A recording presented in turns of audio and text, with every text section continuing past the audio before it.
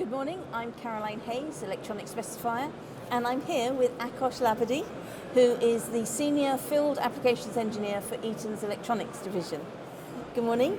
Good morning. Thank you, Caroline, for the invitation. Good morning, everyone, or good afternoon. Not sure where you are. It's a pleasure. So, Eaton is a specialist in magnetics, in circuit protection and soup caps, energy, power.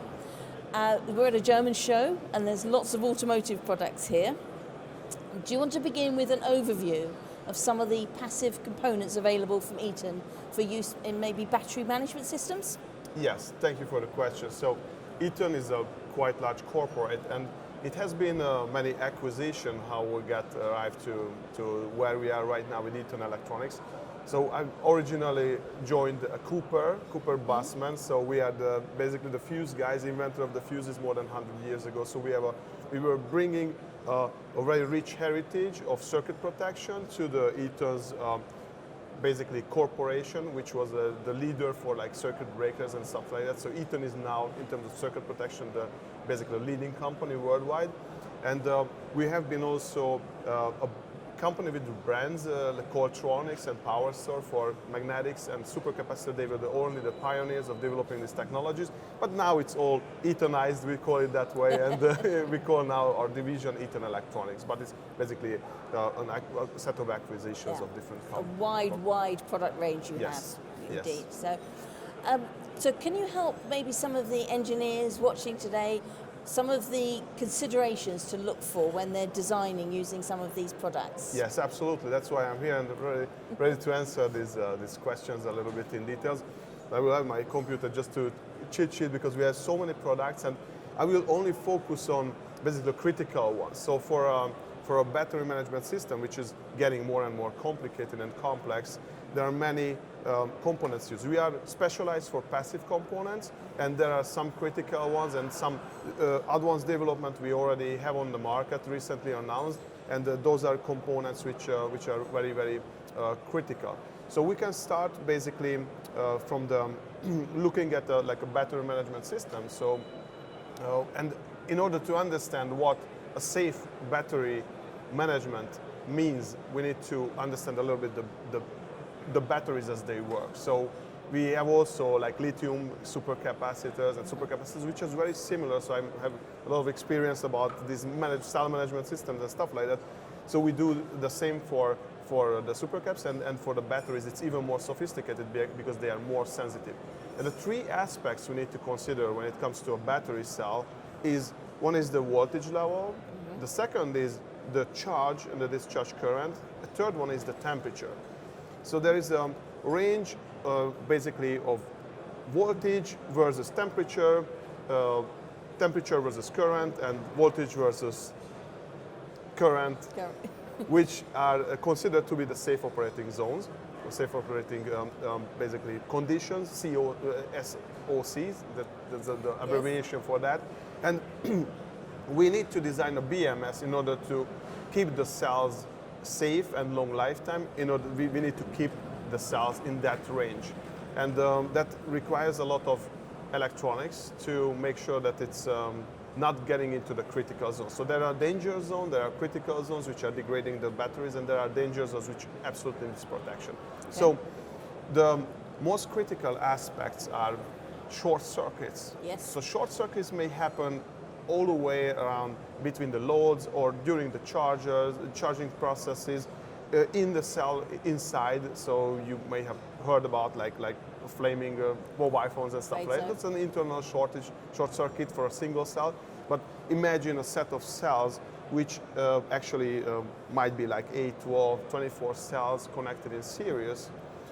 Those may have basically a voltage distribution. So it's very critical to basically being able to align the voltages, manage the voltages between the cells, and as well as on the cell level to measure temperature, the current flowing, and overall the whole pack and the set of packs, basically everything which is whether it's in order. So that's why batteries tend to be more and more expensive, because as you elevate the power density of the batteries, the techniques, the materials that basically are used, the separator designs and so on, allows higher powers, but also the management system, the SO basically C, so the safe operating ranges are being shrinked. So you need to manage the cells very, very well and more rapidly, as the higher currents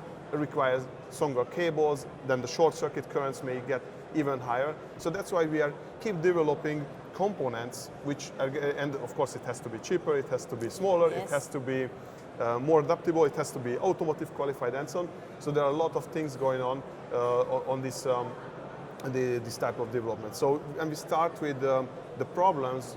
Let's start with like short circuit. Short Yep. circuit is one of the biggest threats for batteries, and that's why like a primary or main fuse is used. And Eaton has basically a range from like 0603 size, really miniature, like 1 millimeter size fuse, all the way up to like a 2 kilogram size of electric vehicle, basic semiconductor fuses, and special devices like the breaker, that's a new invention of Eaton, which are to be protected in case of short circuit and also in case of threat. So in automotive, you not only need to be considered like the stationary cases where you have a battery sitting in a box, in a cabinet, and everything is well controlled, temperature and so on. No, this is moving. Yeah. Vehicles are moving. In moving different weather fast. conditions. Exactly. Yeah. There are shock and vibration. Wires may be, touching each other. There is abrasion. They may wear out. They get short-circuited by just the mileage you put on. Yeah. And not to talk about accidents. So now the biggest challenges in terms of circuit protection, and when it comes to like the larger fuses and disconnector devices, that what happens in an accident. And those are all the aspects where you need either a primary fuse, and you need a primary fuse definitely, and you may need to have a secondary line of protection as well in case of specific cell level failure. So on the battery basically pack level, which may consist of many smaller battery packs lined up in a series connection, you may have basically a set of fuses, set of primary fuses. So you may have one major fuse or a disconnector device at the end, like for an electric vehicle, but you need to fuse as well. Sometimes each of the cells, or the 12-volt packs or the 48-volt packs, so there might happen basically a short circuit event which might not be detected and triggering the main fuse. So you need to go all the way to the cell level in order to manage and design the whole circuit protection strategy of these fuses. So when we talk about like the smaller cell levels, primary fuses, so we have a couple of like examples here. Uh-huh. So on a single cell level, there might be a very simple resettable fuse that can be used. Hold that up to the camera. Hold that up to the camera. Okay. So there's there are or PTS series. So these are simple PPTCs. We have a very special one, a low ohmic one, the PTS LR. That's specifically developed for battery management systems. So the issue with a single cell, we are using batteries all over, like IoT devices, handheld devices. Those are one cell batteries, basically, and like 3.6, 4.2 volt maximum ratings. And with the charging, you get like a 5 volt charge from the USB and so on. So these fuses are 6 volt rated, so it's just tuned the minimum. But with this one, we could achieve very little ohmic resistance. So these fuses versus same size of like a CC12H, which is a great inrush current capable fuse. It's a one-time fuse that has 5 times more DCR than this one. Okay. And it all goes down to efficiency, how long the battery will last, and then we know that whoever uses a smartphone knows that the battery don't last long. And these are the little techniques which can help with that. Okay. The PTCs also have the advantage that they can, if they placed well, they can also take care of the temperature temperature effect. So if there are certain calculations in order to have basically in terms of the placement and how you do the PC board design or the flex board design, or it may be a true hole product or a strap type of product actually bent on a cell. they may be triggered by the current, and if the heat is basically the ambient heat or the battery temperature is increasing, they are triggered basically quicker because they are normally triggering at 125, and it's either for the current through the main lines, and basically the ambient temperature. So these are ideal devices actually. The PTSLR is really a great one for a single cell. But when we go to a set of cells in series, like a 12-volt battery, 24-volt, a 48-volt battery, you obviously elevate the power level, and depending on the cell size you are using, you will need larger fuses. So we have the next one. This is like for 12-volt systems, or all the way up to basically 48-volt, 72-volt. We have basically a 6 by standard 6215 size fuse, it's brick fuse. This is already, so these are chip designs, so they are printed, silver zinc printed designs. These ones are already a wire in air product, so they have a wire inside, there's a brick. So the breaking capacity, the short circuit that they can withstand without rupturing are elevated. And as we go higher and larger with the sizes, they suggest basically a higher voltage. The voltage is mainly, as we make the fuse longer, we are using, of course, arc quenching materials inside, and we are very advanced with this one, so we can get to really, really high levels of voltage as well as current levels, suitable for battery systems. Because right now, if we talk about the 48-volt battery, the 1,000 volts or the 1,000 amps of breaking capacity is something which is required. And as the cell currents are rising, and there are some specific, like in terms of power tools, you would be surprised probably when you see what the requirements are in case of a professional power tool. They get up to like 100 amps, 120 amps of operating currents from a single cell string. Which is, it's a lot to manage. It's a lot to manage.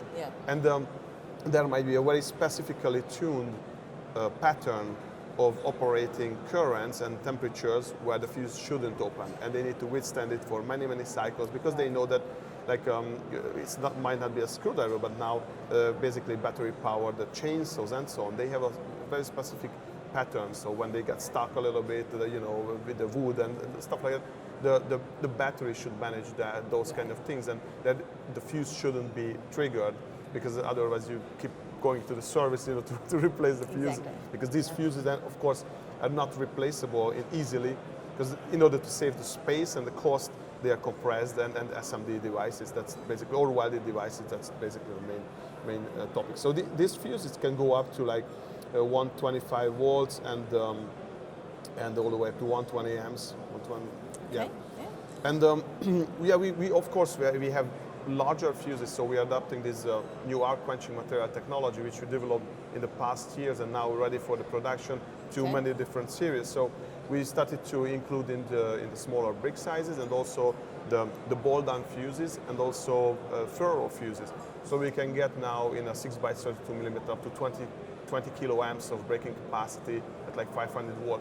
So we actually can downsize the circuit protection elements for the whole chain of battery management systems. So starting with the main fuse all the way down to the cell level. So that's something which we try to contribute, and we are happy to support the customers too. And I'm sure that Digi-Key is very well stocked with all this kind of products. So that's about pretty much the main fuse.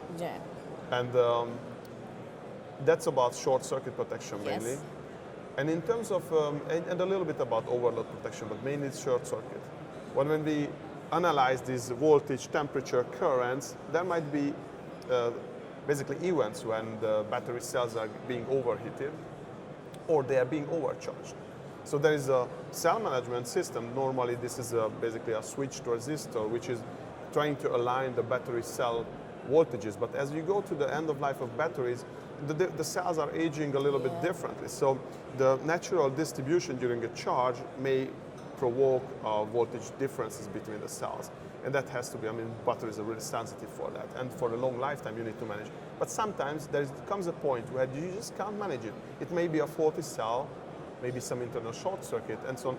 And then, but the battery management system, if it's properly monitored by NTCs and PTCs and current sense resistors, they know very well that this cell is being dangerous.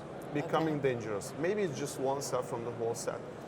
And then comes, but it's not going to trigger a main fuse. And you need a secondary line of protection. And we recently developed a solution that's actually a 3-wire. This is called the self-control fuse, SCF series, very simple, self-control fuse. Yeah. And we have 3 different sizes right now, tuned for basically battery systems that are from 1 cell all the way up to 24 cell in series. Okay. And they actually have basically a fusing element inside, but that fusing element may be triggered by like an overcurrent event, like a heavy discharge or even short circuit, but they are limited, so they can do the 1000 amps. They normally can do like 80, 120 amps. So for smaller battery system like a vacuum cleaner and so they're fine for a primary fuse as well. But their main purpose is that they can be triggered whenever it's necessary.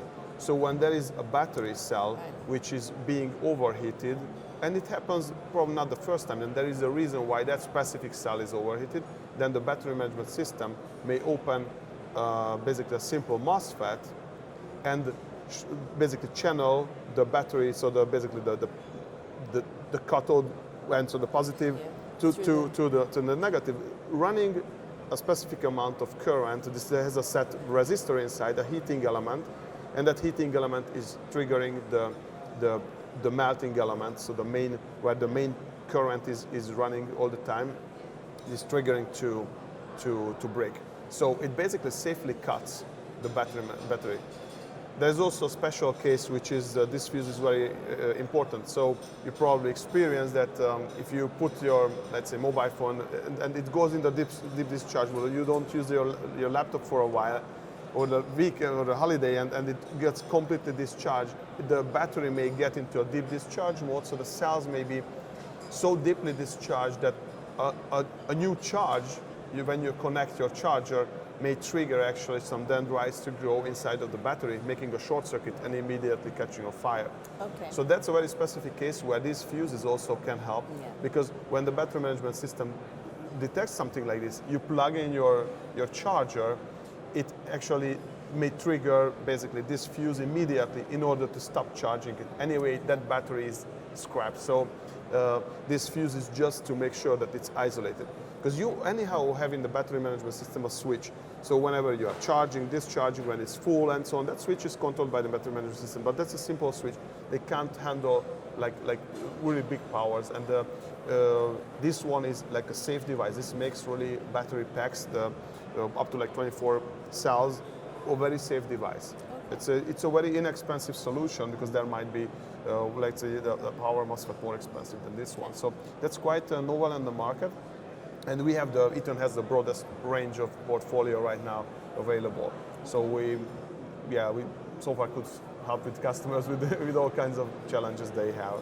Good, good. So that's about the secondary line of protection. And obviously you need to have very specific devices for temperature sensing and as well as the current sensing. So in the simple, depending on the ambient range, and when it comes to automotive and industrial, there's really different. So there might be stationary batteries for like UPSs and so on. They normally say 20, 25 Celsius degree all their lifetime. They can be really well tuned for a specific ambient and vibration and shocks and stresses like that, environmental stresses. But when it comes to industrial, like a power tool, which is used, well, by the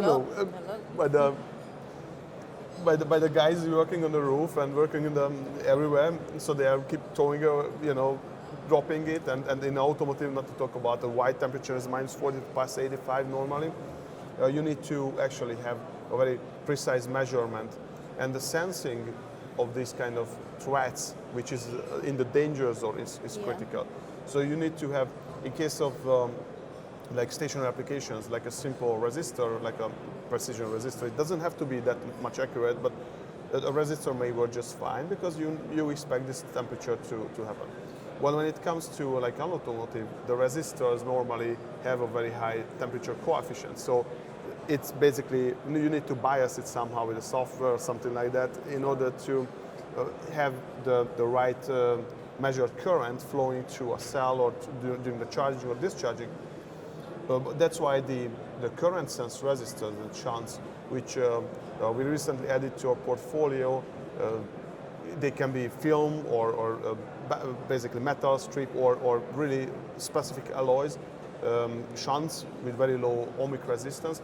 They are really the ideal ones that has a very low temperature coefficient. So even if it's a minus 40 plus 85, pretty much the measured current or the resistance change or the voltage measured during the drop of the, so the shunt, so it's very straightforward. But the change of resistance over the whole temperature range is minimal. So depending on how sensitive your systems are, how much current you have, normally it's obviously the cost affects as well as the design. So there's a variety. So there might be just a foil thin film technology that that is basically utilized for the very simple systems, but it goes all the way to the more expensive shunts with special alloys allowed for like automotive batteries and stuff like that. Okay. Obviously, we have a lot of automotive qualified products, so most of these fuses, and we keep looking, so we do our own qualification and our own labs, so whenever we see sense and we have got some customer requirements, we keep adding those kind of things. So the shunts, we know we had to automotive qualified. Some of these fuses, we know they are very well tuned for automotive, we automotive qualified and so on. So we have both industrial, automotive grade normally. That's good. And taking customer feedback to expand the portfolio of devices available, which is great. We are here partially so to get the voice of the customer and implementing our portfolio and development. So we are really good in developing like raw materials, elements, arc quenching materials, electrolytes, magnetic components, materials, ferrites and powder compounds, and that's something which we believe it is our mission to provide smaller, more cost-efficient and more efficient products to the market. So that's Eaton's as well, very committed to make basically the world a better place, of course. But we have to do a lot about the power management. Sure. So that's our job to do. Yeah. So the last thing is basically the temperature sensing. So that's basically the four most critical components when it comes to the selection of the passive components. In terms of the ambient temperature range, so normally the batteries they don't like to be charged when it's sub-zero temperatures, particularly Celsius degree. And over 40 Celsius degree, depending on the battery type, you may need to start limiting the charge and the discharge currents, especially discharge currents. When it comes to 50, 60 degree, you need very special batteries. And some batteries may do like even 80 degrees. There you need to be really careful about how much, I mean whether you operate it or whether you need to shut it down or how much current limitation you may implement. So NTCs are normally the standard way to sense the voltages or the temperatures, especially. So our recommendation is normally B25-85. So that's basically a term of the characteristic of the NTC, and have a higher beta curve as possible. So that's basically having more sensitivity also for the low end, so at the sub-zero temperatures, as it's getting to sub-zero, so that their NTCs are increasing the resistance, but they still have around 40, 50, 60 degree, you can still have an accurate measurement basically this way. So that's like a practical recommendation from like our side. And if the temperature may exceed 60 or 85 or something like that, then PTCs are something which helps to very well sense and very precisely sense when it gets to critical temperatures, and when there needs to be a feedback to the operation, or there might be a fuse to be triggered, for example, the SCF and so on. So those are basically the four critical aspects when it comes to. Good. So it seems for as many products and applications and environments, there's a power product you need to make sure you meet those conditions and environments for safe operation and efficient operation. Absolutely. That's good. So we've talked about automotive grade, we've talked about industrial grade products, PTCs, NTCs, but where can engineers get more information about this vast product range and specialities of Eaton? So we are, digital marketing is something which we are investing a lot. So our website is a good start, but like what we discussed today. I'm sure that Digi-Key, you have also literature and so on, and we are also putting out more and more like white papers and stuff like that, because these are quite new components. So basically out of these, pretty much like 80% of these components have been developed in the past 2 years. So as the battery technologies are evolving and more threats are, and then more sophisticated balancing is and management is required, we keep adapting and developing this technology. So we have white papers, we have basically small like 1-2 minute videos for every part numbers associated for battery management, and explanation quickly, okay, why is it good, what is it good for? And obviously our teams of application engineers are ready to support and basically all over the globe. And yeah, that's the best place to start with. That's good, good. Okay, well, thank you very much for your time, Akos. It's been very interesting. Thank you for the invitation, Caroline. And enjoy the rest of electronica. Thank you. Goodbye.